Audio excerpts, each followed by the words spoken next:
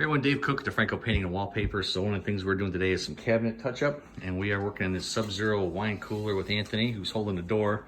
So we're just doing a quick video on how to get this thing off because we couldn't find anything online. Anthony found the user's manual, and so this track actually goes on here. So if your door is open, you'll see this track right on the edge. And to get it off, I used to use my pocket knife and put it between the plastic and the door, and it pops straight forward. And so there's one on that side. The tricky one is getting the one inside there. So again, I used my pocket knife here and was able to get it in between the plastic and the door to pull that off. And we originally thought we'd just be able to loosen the screws, and because of these, I'll show you this on these where these channels are at, we thought if we loosened it, the screws would come out. So we got them loose, but we can't because if we pull the door this way, those screws bind on the other end. So we just started unscrewing it. So I think we've got 4 more to do, and this door should come off if we can get it on there.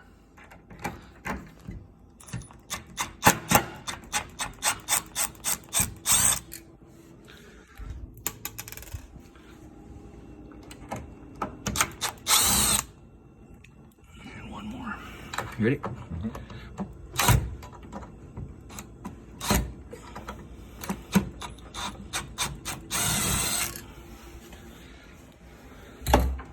3.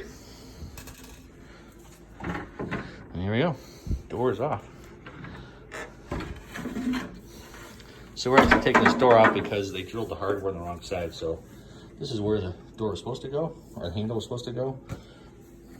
Or this is where the handle is supposed to go.